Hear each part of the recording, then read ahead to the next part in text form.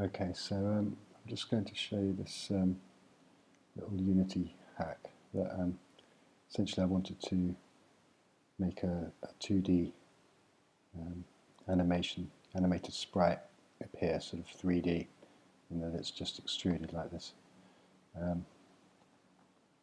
So there's a few issues with it which I had to struggle with.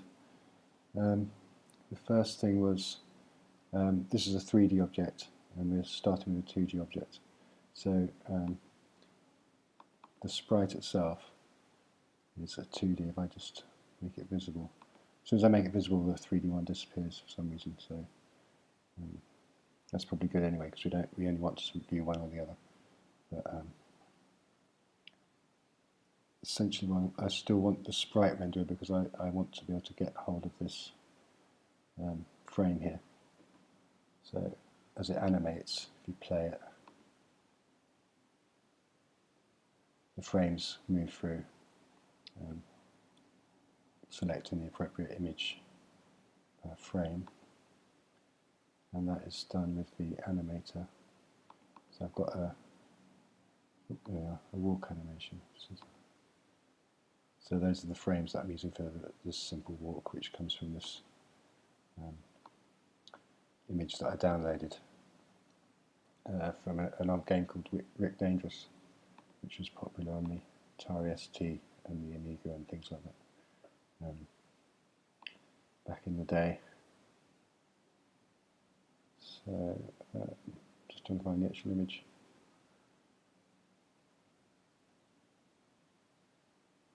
Let's get used to. I must admit, I'm quite used to new to Unity, so I'm a bit lost as to where to find things and stuff. Oh, the image is there, of course. Yeah, okay. So it's a multi-image. So you've got a single tile, and you have to slice it with this multiple sprite mode in the sprite editor, which is basically just a matter of going in there and then saying that you want it to slice into tiles. So it's got automatic set at the moment. We want to do by grid cell size, and then you say you want it 32 by 32 or however big the sprite is. Oops. So we have the 2D sprite, and then but essentially to make the 3D thing, I needed a mesh renderer, and unfortunately you can't add a mesh renderer to an object that already has a sprite renderer. If you try mesh render, it will complain that you can't add it. So what I had to do is create a separate object. So if we go back to our scene, so I've got this player object, which will be our actual extruded 3D player that we want in the game, and then the sprite object, which is kind of just used as the source so that we can use our own animations. So in this case, I've got a really simple sprite animation set up, which is just walk. But obviously you can tie this in with your keyboard controls and your other variables and make it do jumps and different kinds of animations however you like. The same principle applies. This is still an animator, and it's attached to the sprite object here. So assuming that your gameplay code controls this animator, transitions and stuff. If you know how to do all that 2D animation stuff, you do it in there as usual. And then the next thing I have is the player object. So this is how I actually make the sprite 3D. So if I just disable that, it will pop up again. It's not visible in here. I'm not sure what I have to do to tell it to show it in there, but I know that just to make it play in here when you're editing your shader, and not actually just only at runtime. If you want it to show up in here, and in your script, you need to include this execute in edit mode, and that means it will execute even when you're just designing your shader. It's quite useful sometimes if you want to make it visible. So let's get back to on the player object. So here I've attached a mesh filter and a mesh renderer, which is normal for 3D. And then what I'm doing is I'm constructing a two-dimensional grid, but in 3D coordinates. But essentially, the grid size here is 32 by 32 is to do with our original texture. It's like the size of, it's the 32 by 32 pixels, so we're using those. So that's like the number of pixels in the per sprite, and then this is the number of tiles that we have going across, because if we look at the image, it's got 4 down and 8 across, so that's what this is, the rows and colors in there. And then this is a reference to our original sprite, which is the sprite object here. So this allows the player object to be able to read from the sprite object, or read any of these properties from the sprite object. So that's essentially how I bind the two different, the source sprite to the 3D rendering sprite we want to create.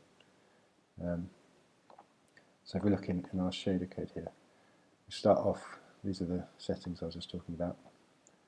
We start with those. I've got an extrude amount, which is how deep I want this player to extrude from.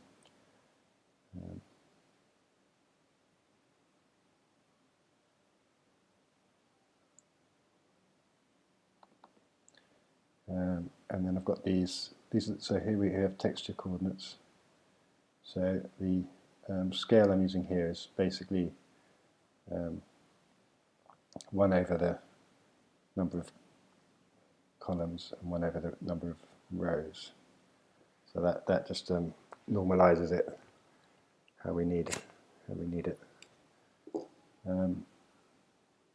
So that basically 1 full U scale would be equivalent to going horizontally across the texture, and 1 view V scale would be vertically across the texture for a single character, for a single frame in that setting, from the source image. And then essentially I just move from creating a grid. The normal's all just pointing straight forward, well, which actually backwards, because we want the normal to be facing towards us, from the camera. The vertices, so I've got this which is basically a bit like a 2D array, but calculating it by multiplying by the number of columns. And then so we move through here and we calculate the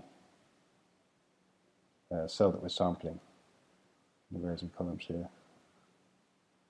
Well, this is basically just like it represents the center point of every grid point along the horizontal and vertical on here.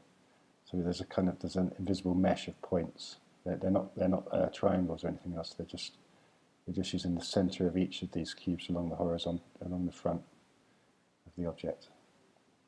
So forgetting about the depth, we're doing a flat grid.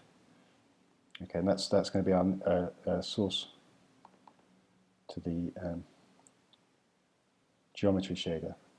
So basically it's just going to be a lattice, if you like, and it doesn't have any depth or anything like that. And then here I'm setting up the UV coordinates to be based on the idea that it's on the first, it's just big enough for one sprite. So I've got this V scale and U scale variables coming in. So this doesn't account for the actual frame that it's on. It's just always going to be the first, or the bottom left frame, which isn't actually the first frame, because if you look at the sprite, the first will be the top left. So it's actually going to point at this bottom one here. and so I need to change slightly how you select the frame, how the frame numbers relate. So you want it to start from the top left and work down to the bottom right. So essentially it's referencing this bottom left frame at first. Okay. So then here this is basically how you create a mesh in source code. Apart from the mesh, in this case, doesn't have any triangles. It's just vertices and UVs and normals. It doesn't have any. It's not telling us how the vertices are connected because we're not drawing vertices in here. We're just passing a grid of points. So if you just look at here, we're doing draw procedure and we're saying method topology points, which says that we just want to pass the points. We're not passing triangles or indexing anything. So that's our starting point. And then so here in the update is where we actually calculate the frame from the original sprite. So if you look at here, at the moment I'm using this value. I mean, there might be a way to find out the coordinates of each of these offsets, and I tried to work with those, but they didn't seem to be correct. So I thought I'll just make it simple for myself and do it in a rather nasty way, which is just to pull the last digit after the. So here you've got R1 underscore 0, R1 underscore 1, so on, for your frames. And so I take the frame name and then just grab the 0 or the 1 off the end, and that tells me which frame I want. Although actually it's slightly wrong in this case because the top first frame is actually the second one along because the first one is blank. The grid sampler ignores that first blank one. That just happens to be because of how this texture is, but often the top left wouldn't be a blank texture, so you would just ignore that. So here we are. So maybe I'm just making sure it's not null because it might not have been attached to the, we don't want it to crash if we haven't attached it, and making sure that it's just been, it exists and everything.